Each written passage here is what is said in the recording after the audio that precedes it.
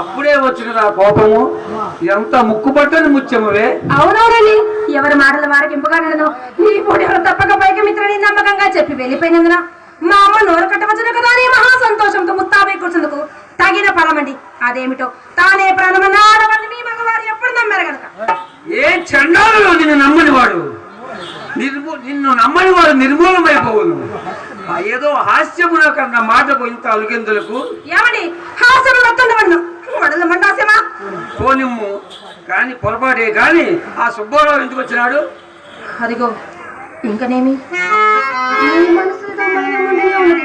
అలాగైనా ఆ సంగతి మీకెవరు చెప్పినారు? నేనే చూచి తిని వీధి గుమ్మమున వచ్చినచో మీ అమ్మ కంటపడవలసి వచ్చునని ప్రతి గుమ్మమునకు పోగా పటాలను తలుపు తెలుసుకుని పటాలను బయటకు వచ్చినాడు. ఇంతలో అతనిని చూచి నేనును నన్ను చూచి అతను నివ్వెరపోయినాము. అతనికి అనుమానము కలిగినట్టు కొంత దూరము కోడిగమ్మలాడుతూ కొంత దూరం వెళ్ళి సాగనంపితిని. అతని రాక గురించి అడిగే ఉండదు. అతను ఏమి చెప్పింది తెలియకుండా మనం ఏం చెప్పిన చిక్కే కదా. అయినను ఆ సుబ్బారావు గారు సాధారణంగా కోసినా కూడా నిజం చెప్పడం కదా. అదిగో ఈ ద్రవతకి చూసా ఎందులోకి వచ్చినారని అతన్ని అడిగి తెలుసుకోలేకపోయారా? అడిగి తిని ఏదో మేళమ్మ కొరకు వచ్చింది అని చెప్పినాడు. చెప్పాను కదండి, ఇంకనేమేమి సందేహము? అడిగిన పాపగించుకున్నావు కదా. కోపం ఎందులకు? నా ఏమన్నా పాపమనిల కదా. శభాష్, అది మాట. మేళమ్మ కొరకు వచ్చిన వాడు విచ్చలవిడిగా వీధి గుమ్మమున పోగా అదరుచు బెదరుచు పొరటి గుమ్మమున పోవుట ఎలాని నా అనుమానము. అదిగో ముక్కు అప్పుడే ఏమండి అలాగైనా ఆ సంగతి అతన్ని అడిగి తెలుసుకోలేకపోయారా? అడిగేవాడిని. ఇంతలో మా బహుకాల మిత్రుడు అగుబడి చాలా కాలం వలన కలియుట వలన అడుగుటకు సాధ్యం కాకపోయాను. అలాగైనా నేను చెప్పేది ఆలకింపుడు. మేళం గురించి మాట్లాడకై మా అమ్మ అతన్ని మేడని తీసుకొచ్చింది. ఏమండి మా ఇంటికి వచ్చి మర్యాదించడం మా ధర్మమ్మ కదండి. మరి ధర్మమే కదా. బాబా ఎంత మంచివారో. కూర్చోమని కూర్చేసి దాని మేము వచ్చిన పని వదిలిపెట్టి అధిక ప్రసంగం మొదలు పెట్టును. ఎవరో రాసుకెళ్ళి సుబ్బారావు. అవునండి చెబుతాను కానీ అంతగా నాకు కోపం వచ్చి చప్పుడు మేడ దిగి వచ్చి నా మనసు గమనించిన మా అమ్మ తోడు చూపుడికి మిషన్ తీసుకెళ్లి అతనిని దొడ్డి దావన సాగనంపింది. జరిగిన యథార్థమైన మీరు నమ్ముడు నమ్మకపోండు. ఈ మాట వేదంగా ఏనాడు నమ్మలేదు నేను. నీవు నా వద్ద నలుసంత అబద్ధమైన ఆడవనియా నా నమ్మకము. మీ తోడునే కాదండి చింత ఎవరి తోడు కాదని చిన్నలు పెద్దలు శ్లాఘించడానికి కారణం ఇదే కదండి. సందేహమేమి? నేను మాత్రం ఎన్ని మార్లు శ్లాఘించలేదు.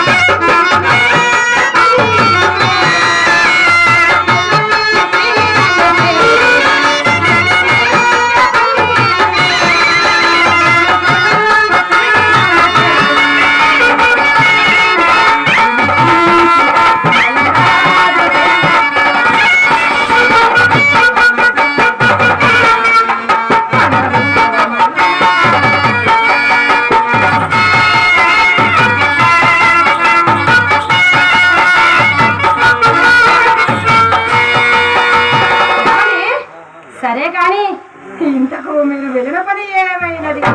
ఏమొకటేమున్నది, దైవము తరచుగా నేను నేను నేను ఏం చేయమో చెప్పుడు నా అలవి కాకుండా. సరే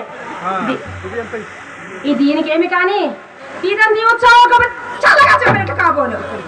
ఇంటి ఎప్పటికి ఇంటియే కానీ 2-3 దినములు తప్పక సానుకూలమగు. అవునవును, ఇంకనేమి ఎప్పటి పాఠమే మొదలైంది. ఇంతవరకు రేపు త్రోపులు కూడా తగిలించుదిరా. నా మాట శాంతముగా వెనక మండిపడిన నేనేమి చేయుదును? చిరాకు మాని చివరంట నా మాట వినుము. ఇదిగో ఇదిగో ఇప్పటి వరకు ఇదిగో అదిగో ఇప్పిన తొంటరి ఈనాడు తొంట చేయి చూపిస్తారు. అవునవునండి, అంతటా మీరు ఒక తొంటరిని ఆచరించుతారు. ఆ వెంట తొంట చేయి చూపితే ఆ చేతులు తెచ్చి మా ఇంటి తొడలో చింతామణి మాట శాంతముగా వెనక మండిపడిన నేనేమి చేయుదును? చిరాకు మాని చివరంట వినుము. ఇక వేరకర్లేదండి, ఇక వేరకర్లేదు. 20 దినం నుండి వీరి నా ప్రాణం విసిగెత్తాను. వీరి పిల్లలు మా ఎవరి కోసమతులకి నేను పడి భరించాను. అది ఇంకొక తెలుసు, ఏ మండలానికి దారి మీది ఆధార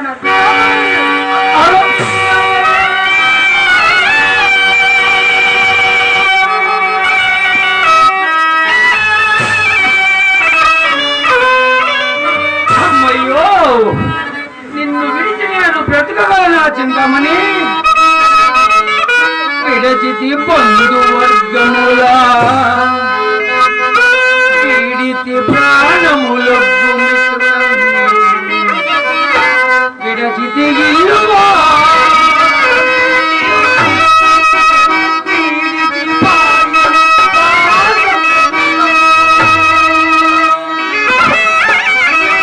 విడచితి ఎక్కు చిక్కులం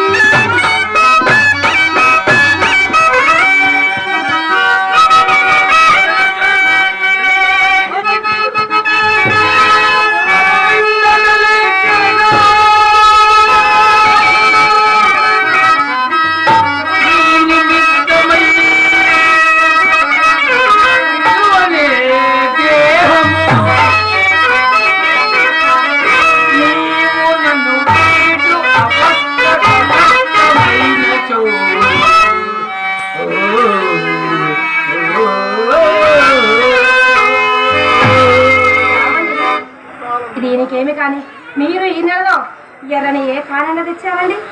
ఏమటి చెప్తామని ఈ నెలలో ఏ కానీ అంటివా? నా ఉన్నంతలో నీకు ఎప్పుడైనా ఉపేక్ష చేసింది నా చింతామణి?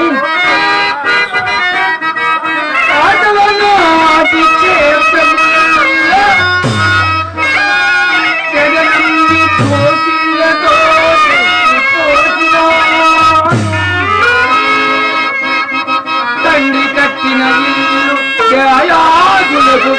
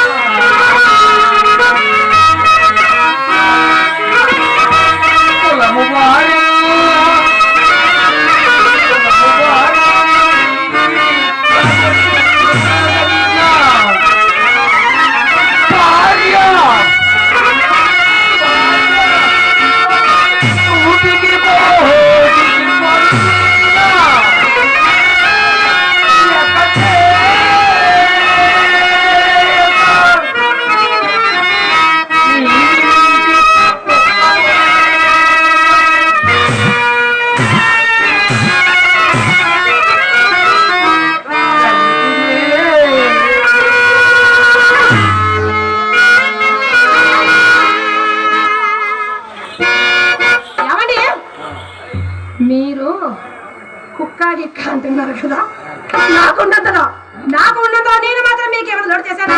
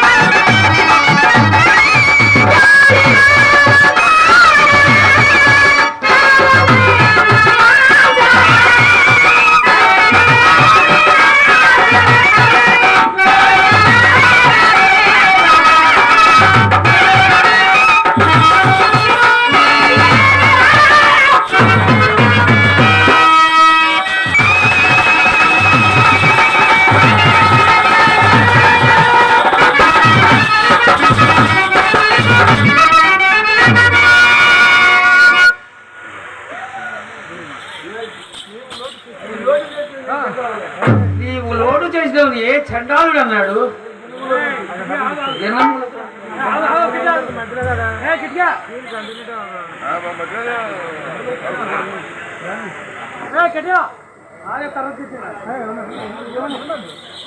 లేదు మాదమ్మ గారు, వెంకన్న గారు, వెంకటేశ్వర్లు గారు, మా పెద్ద బావ గారు నన్ను ఆశీర్వదించి 500 రూపాయలు బోకరి